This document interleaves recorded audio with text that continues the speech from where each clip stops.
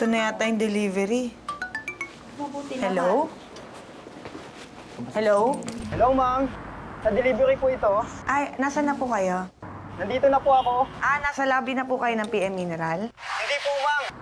Nandito po ako sa tapat ng convenience store. Ay, sa kabilang kanto po yan. Ba't po kayo nandyan? Eh, dito po nakalagay yung pin nyo eh. Kaya dito ko diniliver. Ay, hindi po. Hindi po dapat dyan. Dapat po sa PM Mineral po. Eh, bakit dito nyo pinadeliver sa convenience store? Eh, hindi ko nga ho dyan pinadeliver eh. Hirap sa atin eh.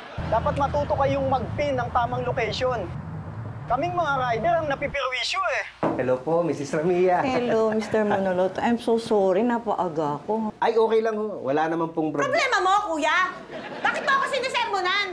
Hindi nga ako nagkamali. Ikaw ang nagkamali. Ba't mo sabihin ikaw ang mali? Alam mo, huwag mo dadalhin dito yan, ha? Yang kape na yan, laklaki mo yan. Pati ang donut na yan, ipasok mo lahat sa bibig mo. Lamunin mo yan. Huwag mo yan dadalhin dito. Bubuhos ko sa'yo yan.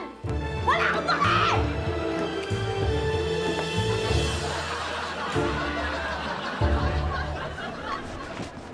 Clarissa! Uy, panlalaki lang dyan. Eh, kailangan ko kausapin si Jacob eh. Eh, sasamahan kita. Hindi pa nga pwede, panlalaki nga lang dyan. Eh, ano ginagawa mo? Pumasok ka kaya ron, kausapin mo, palabasin mo dito. Psst, kuya. Sige dyan, ako dyan.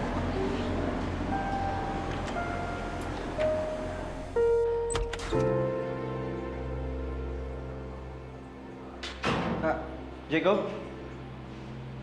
May problema ba?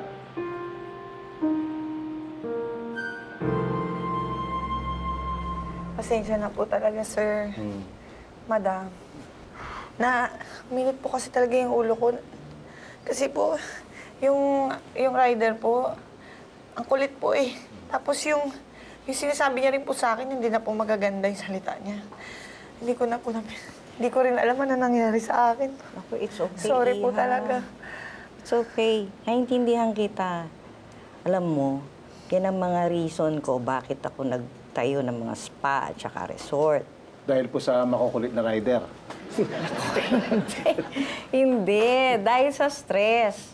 Kaya nga ako magpapagawa ng magandang lugar para may mapuntahan yung mga tao para makapahinga doon sa mga trabaho nila.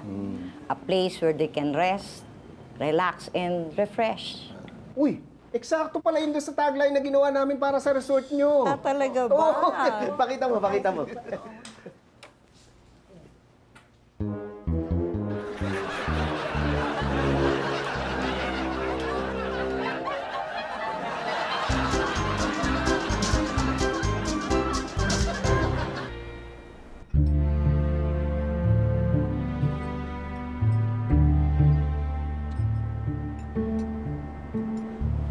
Uy, ginagawa niyo dyan?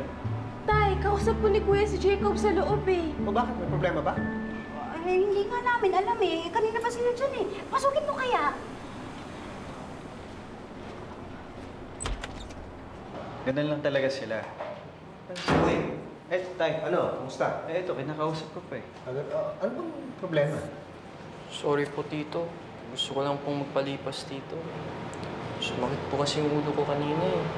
Nabigla lang po yata ako sa mga relatives niyo. Oo nga eh. Naalala ko, nasabi nga ng daddy mo na hindi ka sanay sa maraming tao. Eh, pagpasensyaan mo na yung mga mag-anak na yan. Ganun lang talaga yun, di ba?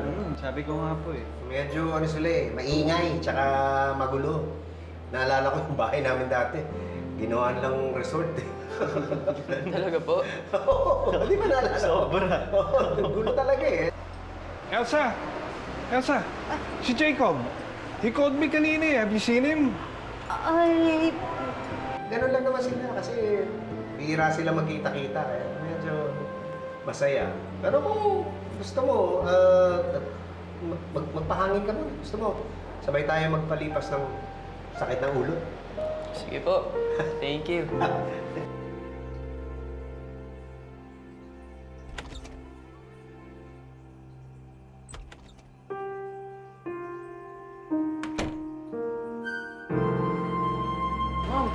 here. Okay, You good. okay, anak? Okay na po. Gusto ko lang pong magpahangin kasama si na Clarissa. Okay, sige, Jacob. Iiwan ka muna namin ng mami mo. May lalakarin lang kami, ha? Elsa, nandiyan pa ba yung relatives mo? Pakisabi sorry ha, kasi ang dami magugulong customers, baka maabala relatives mo. Hindi. Sige. Pagsasabihan ko. Sasabihan niya.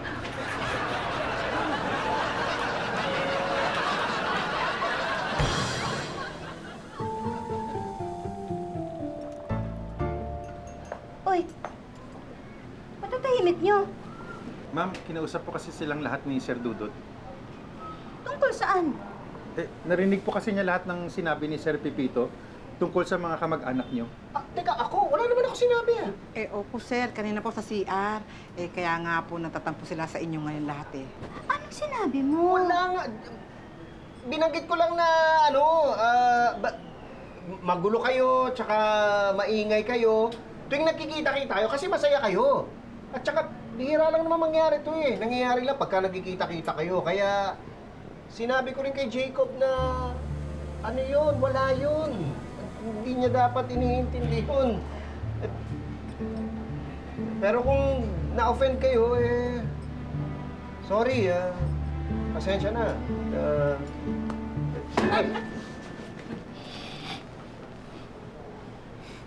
Just kidding!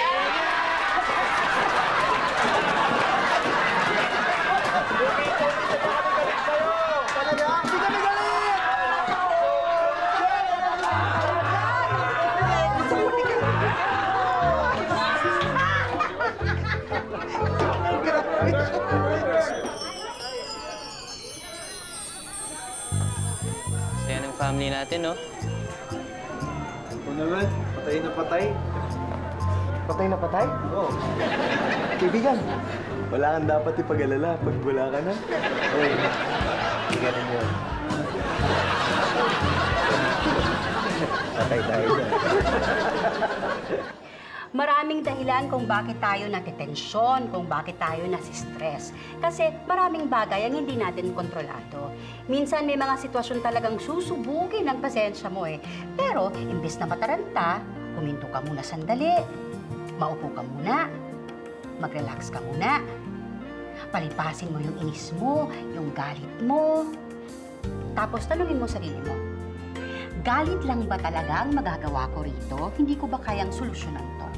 Tandaan, lahat ng nakakainis na pagpapasensyahan at lahat ng problema nagagawa ng paraan. Ma'am, eto na po yung order nyo. Ikaw ba yun? Di ba sabi ko huwag ka na pumunta dito, sa'yo na lahat yan? Pasensyahan niyo na po, ma'am. Pagod lang po talaga ako. Tsaka, hindi lang po tayo nagkaintindihan. Pagpasensyahan mo na. Tsaka sayang yung merienda ko rin mo na. Sige na nga. Pasensya ka na rin, kuya, ha? Kasi kung nasigawan kita, stress lang din talaga ako. Naku, wala ho yun. Basta sa susunod, aayusin nyo na yung pin nyo. Ganun. Teka. Ayos ko yung pin ko eh! Tama na! Kumain mo rin!